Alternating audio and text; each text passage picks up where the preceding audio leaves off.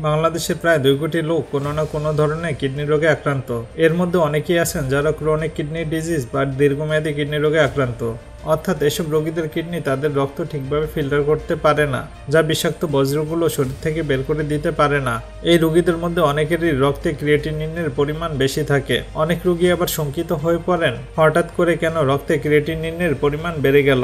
আপনার অতিরিক্ত শঙ্কিত হওয়ার কোনো কারণ নেই। আজ আমি কথা বলবো ঘরোয়া উপায়ে রক্তে ক্রিয়েটিনিনের পরিমাণ কমানোর 8টি কার্যকরী উপায় নিয়ে, যা আপনার রক্তে থাকা ক্রিয়েটিনিনের পরিমাণ কমাতে সাহায্য করবে। ক্রিয়েটিনিনের মাত্রা বাড়বে কি বাড়বে না তা যে বিষয়গুলোর উপর নির্ভর করে তা হলো 1 বয়স, 2 জাতি, 3 gender, 4 body size, 5 physical activity বা শারীরিক কাজকর্ম, 6 ফুড হ্যাবিট বা খাদ্যাভ্যাসের উপর। রক্তে ক্রিয়েটিনিনের পরিমাণ বাড়বে কি বাড়বে না তা এই বিষয়গুলোর উপর নির্ভর করে। সুস্থ মানুষের শরীরে বিপাক্রিয়ার ফলে যে ক্রিয়েটিনিন তৈরি হয় তা নরমালি প্রস্রাবের মাধ্যমে বের হয়ে যায়, কিন্তু আপনার কিডনিতে যদি সমস্যা থাকে তাহলে তা প্রস্রাবের মাধ্যমে বের হতে পারে না। তখন রক্তে ক্রিয়েটিনিনের পরিমাণ বাড়তে থাকে। কিডনির কাজ হলো শরীর থেকে বিষাক্ত বজ্র পদার্থ বের করে দেয়া, কিন্তু কিডনিতে যখন সমস্যা হয় তখন কিডনি তার কাজ সঠিকভাবে করতে পারে না, ফলে বিভিন্ন রকম বজ্র পদার্থ শরীরে জমা হতে থাকে।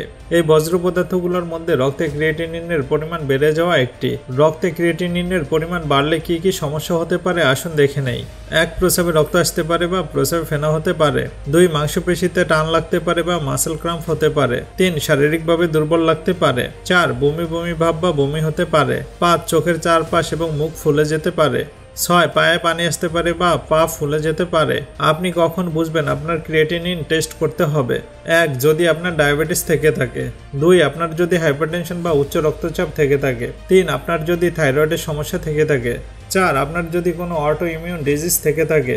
5 আপনার যদি কিডনিতে কোনো ইনফেকশন থেকে থাকে। 6 ইউরিনারি ট্র্যাক্টে কোনো প্রবলেম হলে।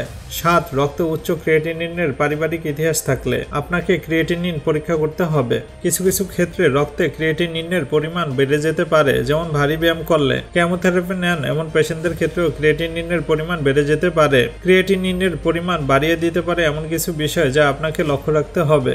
1 ডাক্তারের পরামর্শ ছাড়া কোনো সাপ্লিমেন্ট গ্রহণ না করা। কিছু কিছু সাপ্লিমেন্ট রক্তে ক্রিয়েটিনিনের পরিমাণ বাড়িয়ে দিতে পারে।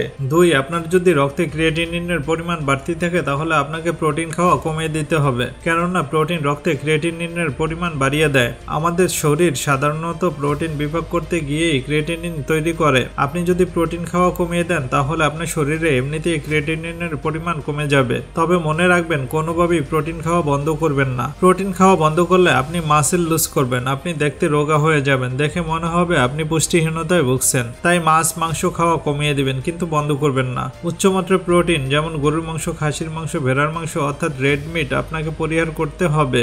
আপনি চাইলে চামড়া ছাড়া মুরগি, কুসুম ছাড়া ডিম, বাদাম, ডাল খেতে পারবেন। বিভিন্ন ধরনের মাছ খেতে পারবেন, তবে মাছের মাথা ও কাঁটা পরিহার করতে হবে। 3 আপনি বিভিন্ন ধরনের ফাইবারযুক্ত খাবার খেতে পারবেন, যেমন শাকসবজি, ফলমূল এবং ডাল জাতীয় খাবার খেতে পারেন। তবে একটা কথা মনে রাখবেন, কোনোভাবেই প্রোটিন খাওয়া বন্ধ করা যাবে না। প্রোটিনের পরিমাণ কমিয়ে দিতে হবে, কিন্তু বন্ধ করা যাবে না। এতে আপনার শরীরবৃত্তীয় প্রক্রিয়ায় বিভিন্ন ধরনের খারাপ প্রভাব পড়তে পারে। আমাদের একটা ভুল ধারণা আছে যে রক্তে ক্রিয়েটিনিনের পরিমাণ বেড়ে গেলে ডাল খাওয়া যাবে না। আপনি কেন ডাল খাবেন না? আপনি ডাল খাবেন, তবে একটু কম পরিমাণে খান। আপনি যদি প্রোটিন না খান তাহলে আপনার শরীর প্রোটিন পাবে কোথা থেকে? আপনি তো পুষ্টিহীনতায় ভুগতে থাকবেন। সঠিক পরিমাণে পানি পান করা। আপনি যদি বেশি পরিমাণে পানি পান করেন, আপনার কিডনির ফাংশন যদি খারাপ হয়ে থাকে তাহলে আপনার শরীরে পানি জমতে থাকবে। আবার কম পরিমাণে পানি পান করলে তা আপনার শরীরের জন্য ক্ষতিকর। তাই আপনাকে ডাক্তারের পরামর্শ অনুযায়ী নির্দিষ্ট পরিমাণে পানি পান করতে হবে, যেন আপনার শরীরবৃত্তীয় কার্যকলাপ ঠিক থাকে। 5 খাবারের সাথে লবণ খাওয়া বন্ধ করতে হবে।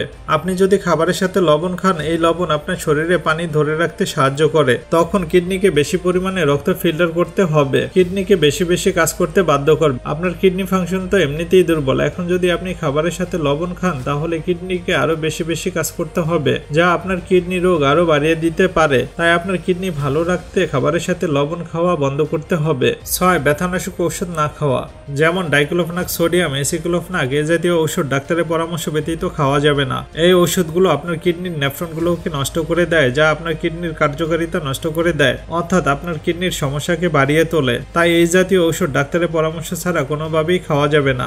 7 আপনাকে ধূমপান পরিহার করতে হবে, কেননা ধূমপান আমাদের রক্ত নালীগুলোকে পুরো করে দেয়, যা রক্ত চলাচলে বাধার সৃষ্টি করে। তাই রক্তে যদি ক্রিয়েটিনিনের পরিমাণ বাড়তি থাকে তাহলে আপনাকে অবশ্যই ধূমপান করা বন্ধ করতে হবে। 8. মদ্যপান পরিহার করুন। অতিরিক্ত মদ্যপান আপনার কিডনির জন্য খারাপ। তাই আপনার যদি রক্তে ক্রিয়েটিনিনের পরিমাণ বাড়তি থাকে তাহলে আপনাকে অবশ্যই মদ্যপান পরিহার করতে হবে। মদ্যপান শরীরে পানি শূন্যতা তৈরি করে এবং কিডনির নেফ্রনগুলোকে ধীরে ধীরে নষ্ট করে দেয়। তাই আপনি যদি মদ্যপানে অভ্যস্ত হয়ে থাকেন তাহলে আপনাকে মদ্যপান পরিহার করতে হবে। আপনার যদি উচ্চ রক্তচাপ থেকে থাকে, আপনার যদি ডায়াবেটিস থেকে থাকে, আপনার যদি রক্তে কোলেস্টেরলের পরিমাণ বাড়তি থাকে তাহলে আপনাকে অবশ্যই এসব নিয়ন্ত্রণে রাখতে হবে। কেননা রক্তচাপ, ডায়াবেটিস এবং রক্তে উচ্চ কোলেস্টেরল আপনার কিডনি রোগ বাড়িয়ে দেওয়ার জন্য যথেষ্ট। তাই আপনাকে অবশ্যই উচ্চ রক্তচাপ, ডায়াবেটিস এবং রক্তে কোলেস্টেরলের পরিমাণ নিয়ন্ত্রণে রাখতে হবে।